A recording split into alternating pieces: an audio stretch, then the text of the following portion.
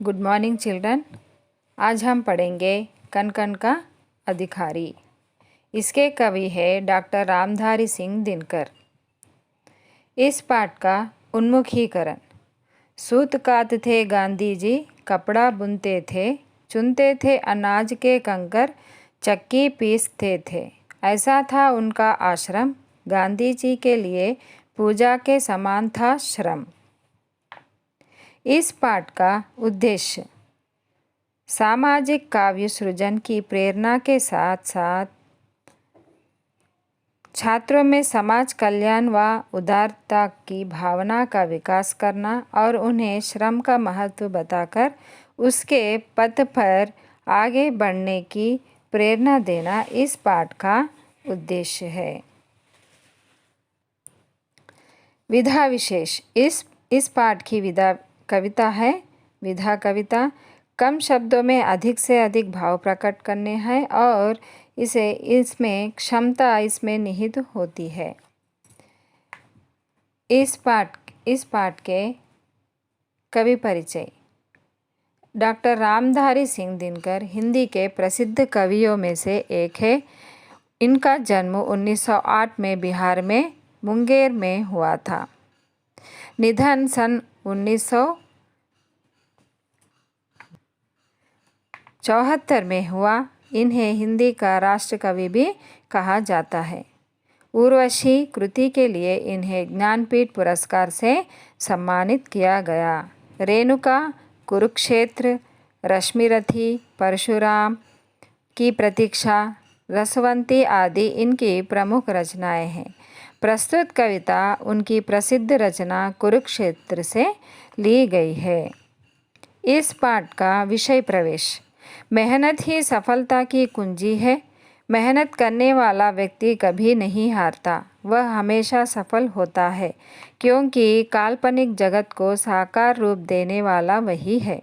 इसके कण कण के पीछे उसी का श्रम है, इसलिए वही कण कण का अधिकारी है। పరిశ్రమించడమే విజయానికి తాళపు చెవి. పరిశ్రమించే వ్యక్తి ఎప్పటికీ ఓటమి పొందడు, అతడు ఎల్లప్పుడూ విజయాన్ని పొందుతాడు. ఎందుకనగా కాల్పనిక ప్రపంచానికి సాకార రూపం ఇచ్చేవాడు అతడే. దీని అణువణువు వెనుక అతని శ్రమే ఉంటుంది. అందువలన అతడే అణువణువుకు अधिकारी। एक मनुष्य संचित करता है अर्थ पाप के बल से, और भोगता उसे दूसरा भाग्यवाद के छल से।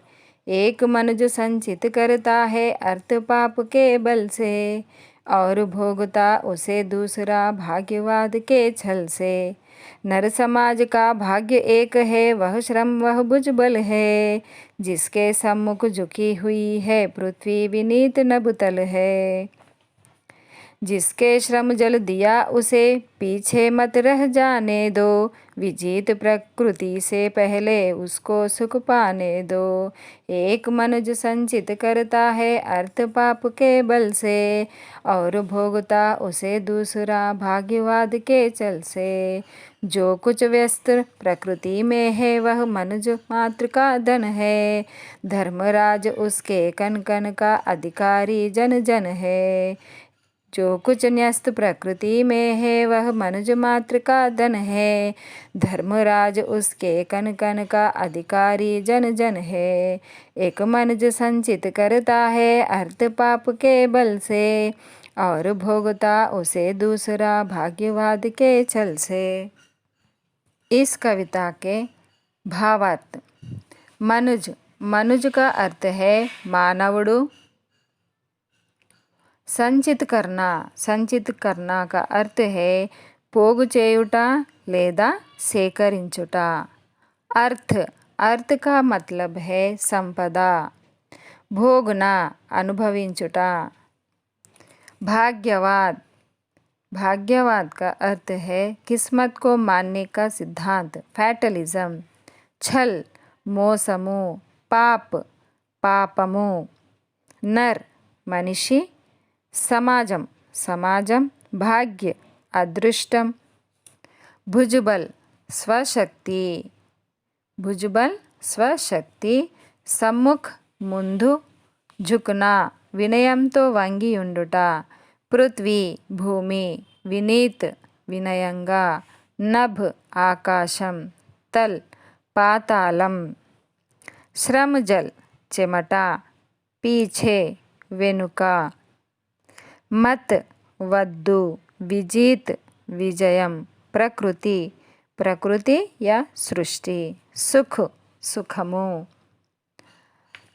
న్యస్త్ ఉంచబడిన, ధన్ ధనము, కన్ కన్ కణము, ధర్మరాజ్ ధర్మరాజు, అధికారి హక్కుదారుడు, జన్ मनुष्युलु। कवि कहते हैं कि एक मनुष्य अर्थ पाप के बल पर कुछ संचित करता है तो उसे भाग्यवाद के छल पर दूसरा आदमी భోగుతా హే। ఒక మనిషి డబ్బు అనే పాపం బలంతో డబ్బును సంపాదించి ప్రోగు చేస్తే దాన్ని భాగ్యవాదం అనే పేరుతో మోసం తర్వాత కపటంతో వేరొకడు అనుభవిస్తాడు। दूसरा भावार्थ, कवि कहते हैं कि इस दुनिया में नर समाज का भाग्य केवल एक ही है, वह श्रम है। श्रम अथवा भुजबल के सामने पृथ्वी आकाश और पाताल सब नतमस्तक होते हैं अर्थात झुक जाते हैं। మానవ సమాజ భాగ్యం, భాగ్యం అనగా అదృష్టం ఒక్కటే, అదే శ్రమ, అదే భుజబలం। శ్రమ భుజబలం ముందు ఈ భూమి ఆకాశం పాతాళాలు వినయంతో నతమస్తకమవుతాయి అనగా నమస్కరిస్తాయి। तीसरा भावार्थ, कवि इस पद्य में यह कहते हैं कि श्रमिकों को प्राथमिकता देते हुए कहते हैं कि जिसने श्रम किया है उसी को प्रप्रथम सुख पाने का अधिकार है, उसे पीछे मत रह जाने दीजिए, उसे कभी भी पीछे रहना नहीं चाहिए। ఎవరైతే శ్రమ జలాన్ని అంటే చెమటను స్వేదాన్ని చిందిస్తారో వారిని వెనుక ఉండనీయరాదు। విజయం గొన్న ఈ ప్రకృతిలో ముందుగా అతినినే సుఖాన్ని పొందనీయవలెను।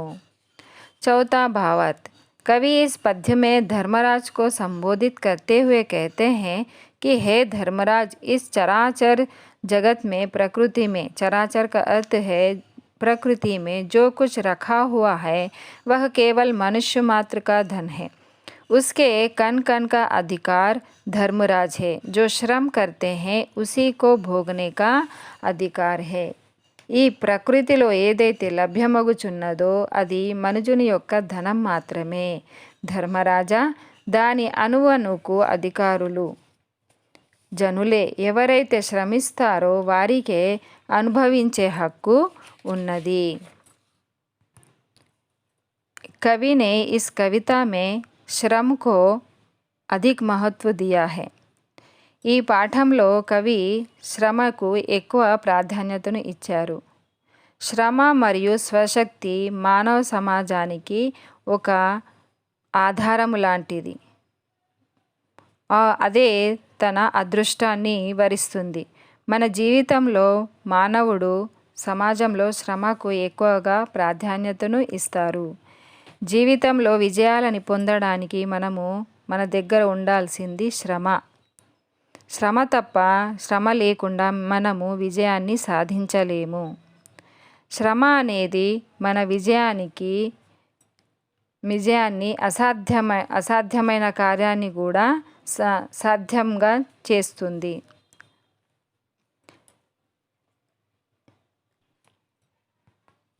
అనేక రంగంలో మనము పురోగతిని పొందగలము। మానవ సమాజంలో దేశం యొక్క అభివృద్ధి ముందుకు వెళ్ళాలంటే శ్రమ ప్రాధాన్యతనిస్తుంది। శ్రమ చేసే వ్యక్తి పెద్ద పదవిలో కానీ గొప్ప వ్యక్తిగా పేరు పొందగలడు। శ్రమ అనేది మన సక్సెస్కి ఒక తాళం చెవి లాంటిది। శ్రమ చేసేవారు ఎప్పుడూ కూడా జీవితంలో పరాజయాన్ని పొందలేరు, తను నిరాశ కూడా చెందలేడు, ఎందుకంటే తను ఎల్లప్పుడూ శ్రమనే నమ్ముకుంటాడు కాబట్టి। ఎల్లప్పుడూ మనుషులు ఆత్మవిశ్వాసంతో నిరంతరము శ్రమ చేస్తూ ఉంటే తాను ఉత్తమమైన స్థానానికి వెళ్ళగలరు. శ్రమ చేసేవారు అందువలన ఎవరైతే శ్రమని నమ్ముకుంటారో వారు ప్రకృతిలోని అన్నిటికీ అంటే ప్రకృతిలో లభించే అన్నిటికీ పై అధికారాన్ని పొందగలుగుతాడు. మనిషి యొక్క ఉన్నతమైన గుణము శ్రమ. శ్రమతోనే మనకు కీర్తి, ధనము, సంపదలు, ప్రతిష్టలు అన్నీ సాధ్యపడతాయి. ఎవరైతే శ్రమ చేయడానికి పాటుపడతారో వారే సుఖాన్ని పొందగలుగుతారు. శ్రమ చేసేవారు నమ్మకంతో ప్రగతిని పొందగలుగుతారు. అందువలన అదృష్టం కంటే మనము శ్రమని నమ్ముకున్నప్పుడే మనము ప్రపంచంలో విజయాన్ని సాధించగలము. శ్రమ చేసేవారు ఎన్ని కష్టాలైనా ఎదుర్కొని వారు ముందుకు సాగగలుగుతాడు. అందువలన కవి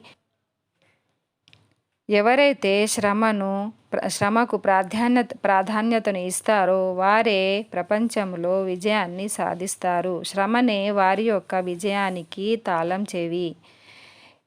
ఎవరైతే శ్రమ చేస్తారో వారి ముందు ప్రకృతి నమస్కారము చేస్తుంది. Thank you children. तो बच्चों, मैं आशा करती हूँ कि आपको यह पाठ समझ में आया हो। धन्यवाद।